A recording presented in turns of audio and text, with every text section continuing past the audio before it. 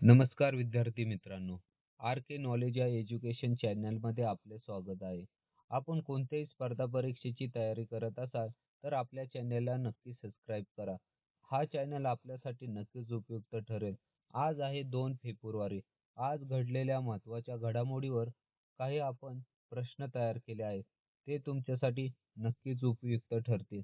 जर पहिल्यांदा तुम्ही आपल्या चॅनेलवरील हा व्हिडिओ पाहत असाल तर आपल्या चॅनेलला नक्की सबस्क्राईब करा. आपण काल झालेल्या प्रश्न उत्तरांची उजळणी पाहू. प्रश्न पहिला, महाराष्ट्राच्या पहिल्या महिला उपमुख्यमंत्री म्हणून कोणाची नियुक्ती करण्यात आली आहे? याचे उत्तर आहे सुनेत्रा पवार यांनी महाराष्ट्राच्या पहिल्या उपमुख्यमंत्री म्हणून शपथ घेतली आहे. प्रश्न दुसरा, भारताची पहिली LNG वर आधारित ट्रेन कुठे सुरू झाली आहे? याचे उत्तर आहे अहमदाबाद, गुजरात या ठिकाणी LNG म्हणजे लिक्विफाईड नॅचरल गॅसवर आधारित भारतातील पहिली ट्रेन सुरू झाली आहे. भारतातील पहिले फुलपाखरू अभयारण्य म्हणून कोणते वन्यजीव अभयारण्य घोषित करण्यात आले आहे? याचे उत्तर आहे अरालम वन्यजीव अभयारण्य हे भारतातील पहिले फुलपाखरू अभयारण्य म्हणून घोषित करण्यात आले आहे. पुढचा प्रश्न, कोणत्या लष्करी अधिकाऱ्याला 2025 चा संयुक्त राष्ट्र महासचिव पुरस्कार देण्यात आला आहे? याचे उत्तर आहे मेजर स्वाती कुमार यांना 2025 चा संयुक्त राष्ट्र महासचिव पुरस्कार देण्यात आला आहे. पुढचा प्रश्न पाहू. मध्य प्रदेश सरकारने रत्तापानी व्याघ्र प्रकल्पाचे नाव बदलून काय ठेवण्याचे घोषित केले आहे? याचे उत्तर आहे डॉक्टर विष्णू श्रीधर वाकणकर व्याघ्र प्रकल्प असे या प्रकल्पाचे नाव ठेवण्यात येणार आहे. पुढचा प्रश्न, अपार या संक्षेपाचा पूर्ण अर्थ काय आहे? याचे उत्तर आहे automated permanent academic account registry. पुढचा प्रश्न पाहू. भारतीय सैन्याने चांद शक्ती सराव कुठे आयोजित केला आहे? याचे उत्तर आहे पुणे येथील खडकी या ठिकाणी चांद शक्ती सराव आयोजित केला आहे. पुढचा प्रश्न, सीमा सुरक्षा दलाचे म्हणजे BSFचे नवीन महासंचालक म्हणून कोणाची नियुक्ती करण्यात आली आहे? याचे उत्तर आहे प्रवीण कुमार यांची सीमा सुरक्षा दलाचे नवीन महासंचालक म्हणून नियुक्ती करण्यात आली आहे. पुढचा प्रश्न, इंडो तिबेटियन बॉर्डर पोलीसचे नवीन महासंचालक म्हणून कोणाची नियुक्ती करण्यात आली आहे? याचे उत्तर आहे शत्रुजित सिंह कपूर यांची इंडो तिबेटियन बॉर्डर पोलीसचे नवीन महासंचालक म्हणून नियुक्ती करण्यात आली आहे. पुढचा प्रश्न, पर्यावरणाचा नोबेल म्हणून ओळखला जाणारा टायलर पुरस्कार 2026 कोणाला देण्यात आला आहे? याचे उत्तर आहे डॉक्टर डोबी किअरस यांना टायलर पुरस्कार देण्यात आला आहे. आपण आजच्या व्हिडिओला सुरुवात करू. 2026 ऑस्ट्रेलियन ओपन पुरुष एकेरी विजेता कोण ठरला आहे? याचे उत्तर आहे बी. कार्लोस अल्काराज हे ऑस्ट्रेलियन ओपन पुरुष एकेरी विजेता ठरलेले आहे. तर ऑस्ट्रेलिया ओपन महिला एकेरी विजेता या एलिना या ठरले आहेत. पुढचा प्रश्न पाहू.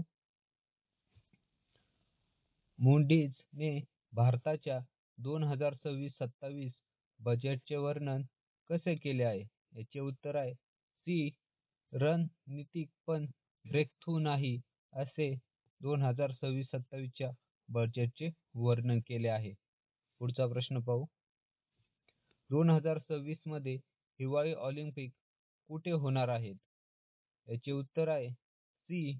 इटली या ठिकाणी 2026 मधील हिवाळी ऑलिम्पिक होणार आहे. इटलीत मिलानो कोर्टिना या ठिकाणी हिवाळी ऑलिम्पिक होणार आहेत. पुढचा प्रश्न, आयुष्यमान भारत योजनेचा लाभ किती वर्षावरील सर्व ज्येष्ठ नागरिकांना घेता येईल? याचे बरोबर उत्तर आहे ए. 60 वर्षावरील ज्येष्ठ नागरिकांना भारत आयुष्यमान भारत योजनेचा लाभ घेता येईल. पण त्या अगोदर 70 वर्षावरील ज्येष्ठ नागरिकांना हा लाभ घेता येत होता. पुढचा प्रश्न पाहू. निर्मला सीतारामन यांनी सलग किती वेळा विक्रमी अर्थसंकल्प सादर केला आहे? याचे उत्तर आहे सी. 9 वेळा निर्मला सीतारामन यांनी अर्थसंकल्प सादर केला आहे. पुढचा प्रश्न पाहू. प्रगती पोर्टलची सुरुवात केव्हा करण्यात आली? याचे बरोबर उत्तर आहे 25 मार्च 2015 रोजी प्रगती पोर्टलची सुरुवात करण्यात आली होती. याबद्दल आपण थोडक्यात माहिती पाहू. प्रगती पोर्टल म्हणजे काय? तर प्रगती म्हणजे proactive governance and timely implementation हा एक ICT आधारित प्लॅटफॉर्म आहे, जो प्रधानमंत्री कार्यालय द्वारा व्यवस्थापित आणि वापरला जातो. याचे उद्घाटन 25 मार्च 2015 रोजी प्रधानमंत्री नरेंद्र मोदी यांनी भारताच्या डिजिटल इंडिया कार्यक्रमाचा भाग म्हणून सुरू केला होता. याचे उद्दिष्ट होते सरकारी योजना, प्रकल्प आणि कार्यक्रमांची स्वयंबद्ध अंमलबजावणी सुनिश्चित करणे, विभागामधील समन्वय सुधारणा करणे. पुढचा प्रश्न पाहू.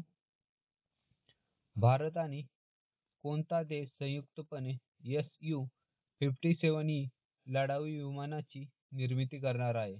याचे उत्तर आहे ए.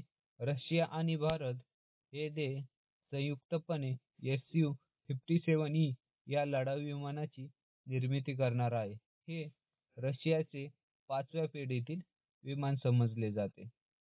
पुढचा प्रश्न पाहू. चिराग योजना मुख्यतः कोणत्या राज्यात राबवली जाते? याचे उत्तर आहे सी. हरियाणा राज्यात चिराग योजना मुख्यतः राबवली जाते. पुढचा प्रश्न पाहू. अमेरिका कोणत्या प्रकारच्या वस्तू भारताला परत करत आहे? याचे उत्तर आहे बी. चोल काळातील कास्य मूर्त्या ह्या अमेरिका भारताला परत करत आहे. याबद्दल थोडक्यात माहिती पाहू.